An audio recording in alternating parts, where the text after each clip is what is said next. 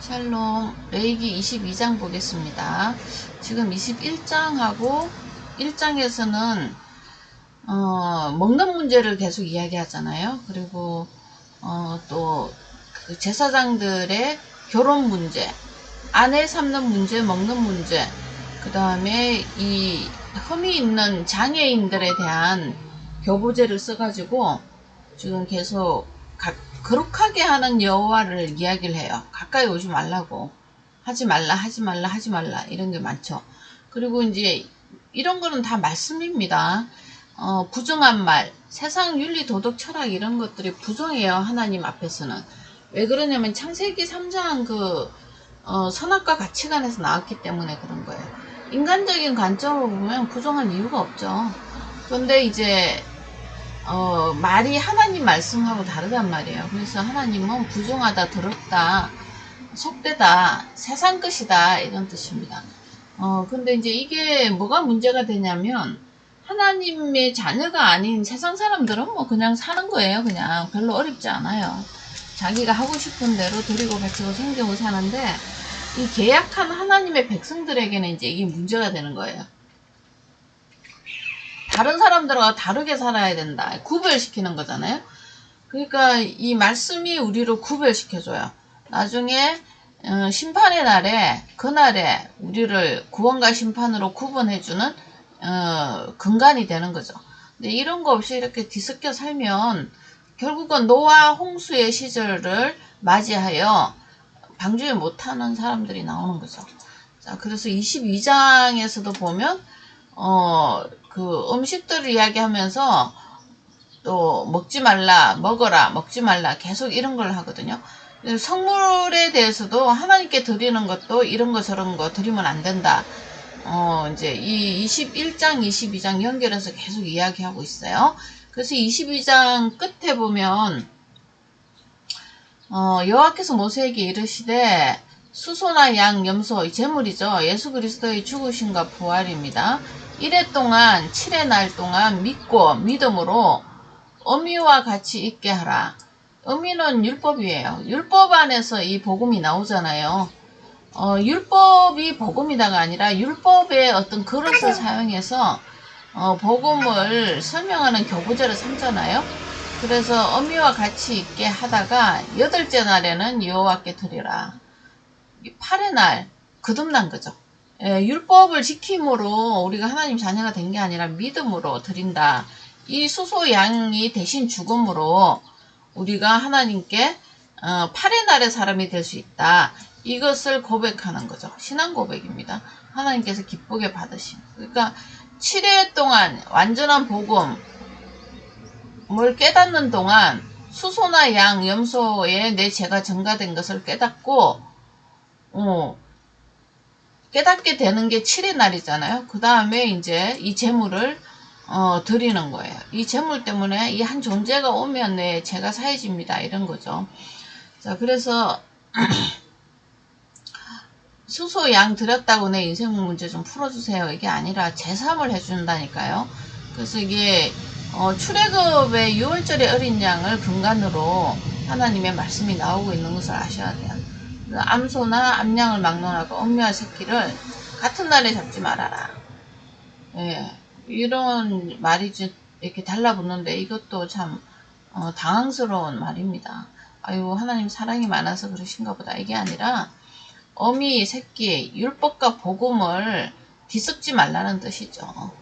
자, 그 다음에 감사제물을 드리거든 너희가 기쁘게 받으심이 되도록. 예, 내 마음대로 하면 안 돼요. 주님의 규정에 따라서 드리는 거예요.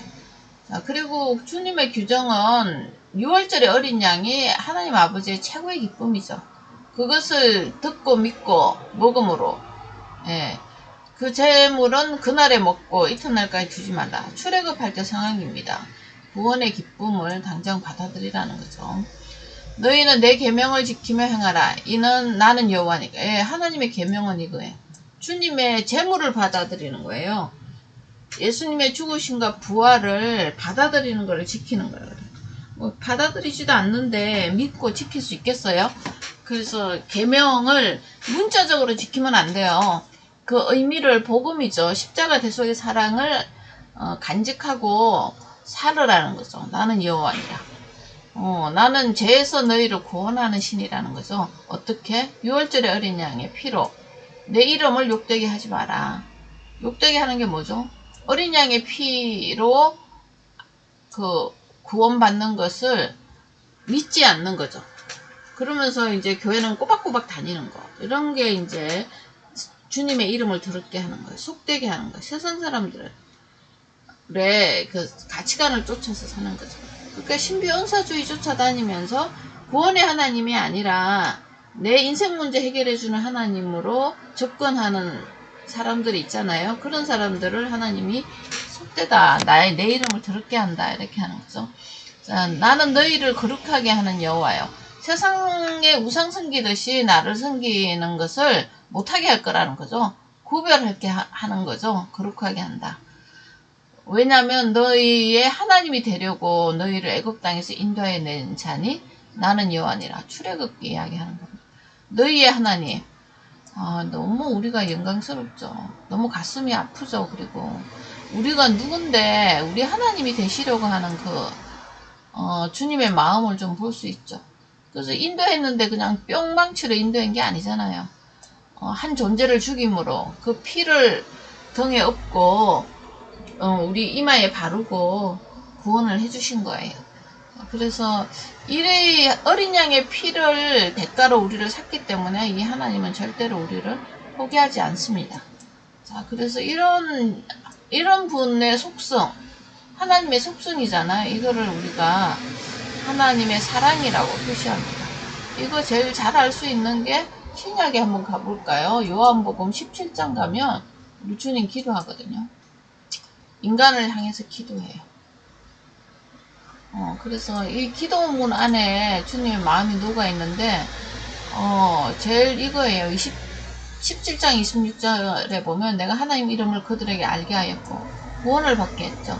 그리고 오고 오는 세대에게 또 알게 할 거라는 거죠. 사도를 세워서, 성령을, 주어서. 그래서 이는 나를 사랑하신 사랑이, 왜냐면, 하나님 아버지가 나를 사랑한 그 사랑이 그들 안에도 있고 나도 그들 안에 있게 하는, 이게 임마누엘입니다. 내주하시는 그리스도, 내주하는 성령. 이제 이 구약에는 내주가 아니잖아요. 항상 내주였잖아요.